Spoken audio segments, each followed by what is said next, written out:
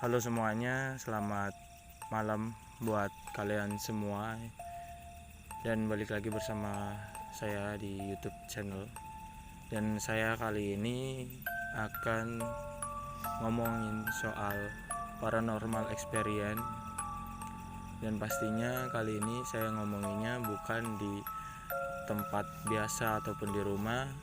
Dan kali ini saya sedang bersama teman saya, yaitu Mas Ferdi, dan kita akan cerita tentang pengalaman horor kita yang pernah kita alamin. Dan di sini berada di sebuah tempat yang dimana tempat ini benar-benar sepi, tempat ini benar-benar ya saya ngerasa sendiri kalau tempat ini meskipun nggak angker tapi ya bisa dibilang tempat ini jarang dijamah oleh orang. Dan di belakang saya juga ada gerbong, istilahnya ada box kontainer yang sudah ditinggal dan kelihatannya sudah nggak kepakai. Ya dengan kondisi saya yang pastinya lagi kurang enak badan karena di sini lama udah nggak ngupload video, jadi ya terpaksa maksa ngupload. Sebelumnya Mas Ferdi pernah nggak istilahnya ngalamin sebuah kisah horor Ya, selama hidup? pastinya ya pernah. Pernah Ya pernah. ya, mungkin banyak atau sedikit pasti semua orang punya cerita horor.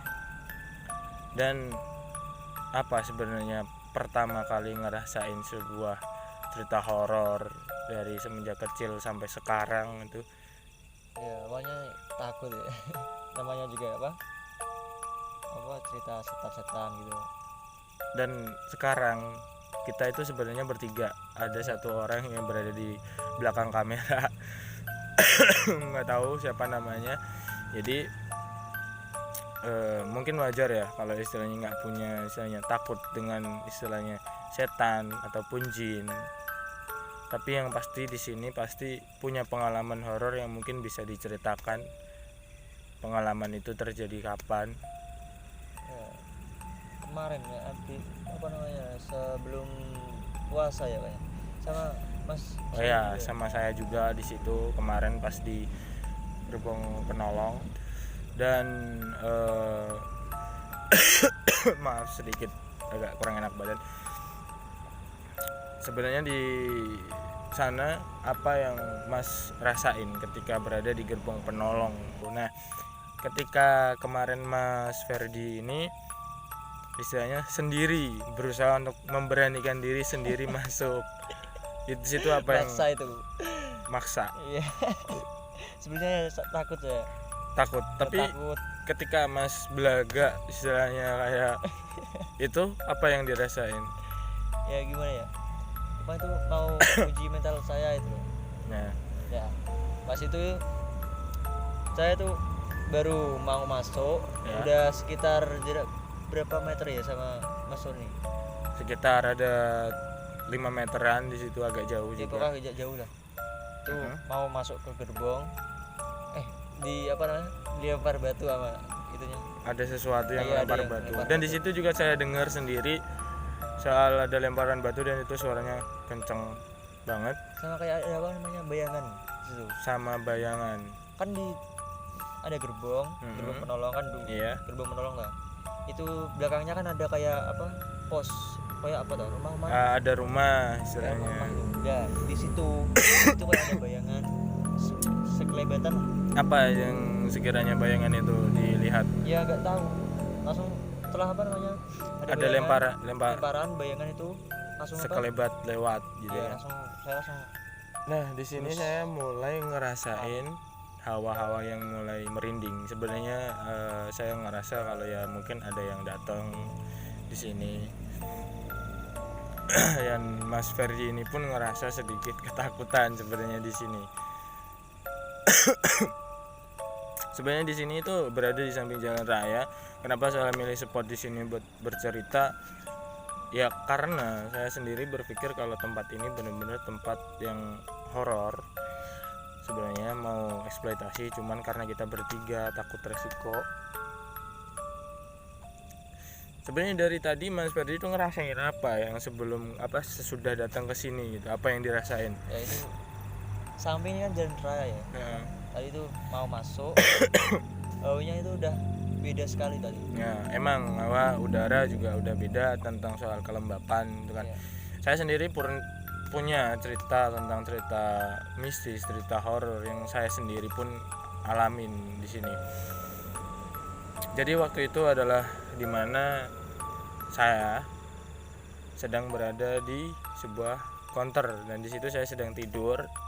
Jadi ceritanya saya tidur di situ. Nah pas waktu itu saya juga ngalamin sendiri. Di situ saya sedang ngalamin yang mana bener-bener hal yang aneh. Nah hal aneh itu apa? Jadi saya waktu itu video call Mas. Jadi video call sama cewek ya, video call sama cewek, iya istilahnya pacar saya sendiri. Nah setelah itu itu terjadi sekitar pukul 1:30 di situ. 1:30 saya video call. Nah tiba-tiba pas waktu video call itu 1:30 itu saya ngedengar suara tapak kaki kuda di situ. Tapak kaki kuda itu istilahnya kayak kereta. Tapak kaki kuda itu di desa saya juga ada kayak gitu Mas. Ada. Nah. Di desa saya apa namanya yang punya apa namanya? Istilahnya danyang atau apa? Iya istilahnya yang punya desa itu. Itu katanya tuh apa kayak kuda. Istilahnya kayak setengah kuda, badan setengah manusia dan setengah kuda. Ya, katanya orang tua. Nah, saya lanjut cerita lagi di sini. Kalau apa namanya mau betul ngerani sing koyo apa tuh setengah bumi Ya seperti istilahnya sedekah bumi, istilahnya kayak gitu, nyadran ataupun memperingati haul atau apa ya.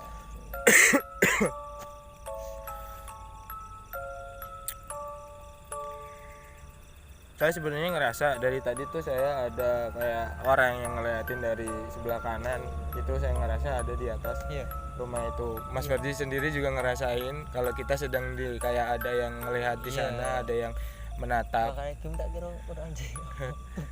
Nah, di situ saya juga merasa. Nih saya udah mulai merinding sebenarnya. Iya, dia melihat dari istilahnya berdiri di situ. Duh, merinding aku lagi. Iya. Sebenarnya dia ngelihat di situ yang saya rasakan dari tadi saya diliatin. Lanjut soal cerita saya yang tadi, yang soal tapak kuda tadi. Nah, hal yang bikin aneh di situ ketika saya berada teleponan, ketika saya ngedenger tapak kuda di situ, hal yang aneh pun itu terjadi gitu. Video call tiba-tiba mati. Dan video call tiba-tiba mati, di situ berubahlah istilahnya, kan saya pakai headset, suara orang yang sedang nyinden. Itu di sebuah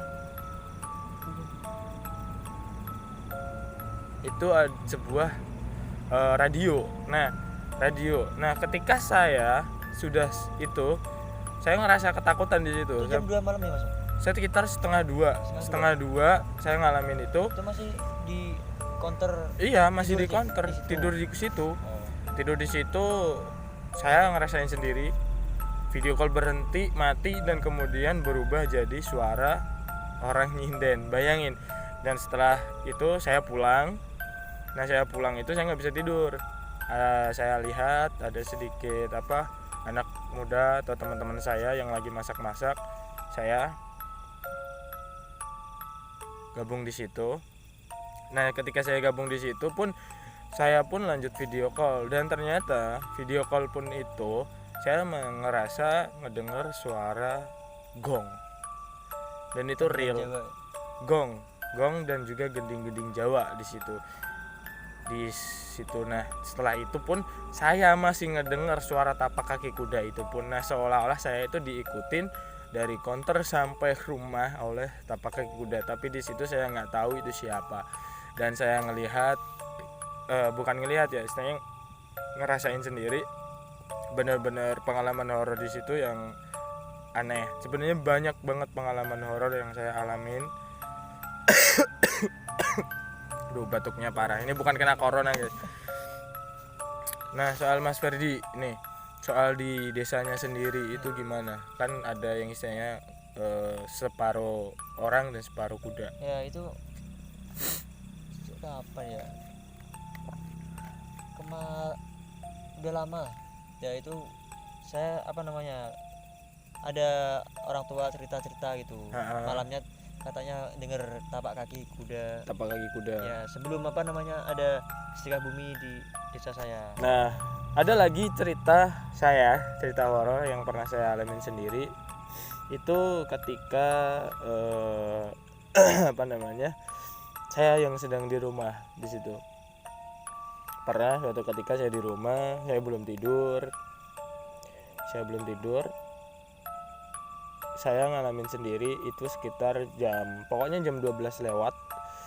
Saya lagi video call gitu. Video call sama cememeo ya, sama kesayangan gitu kan. Sama kesayangan. Nah, di situ saya lagi tidur nih. Tiba-tiba tuh ada pasir jatuh dari atas. Bayangin, itu dari mana? Itu nggak ada tikus, nggak ada apa. Itu benar-benar bikin saya merinding. Di situ benar-benar apaan sih ini, jahil gitu kan.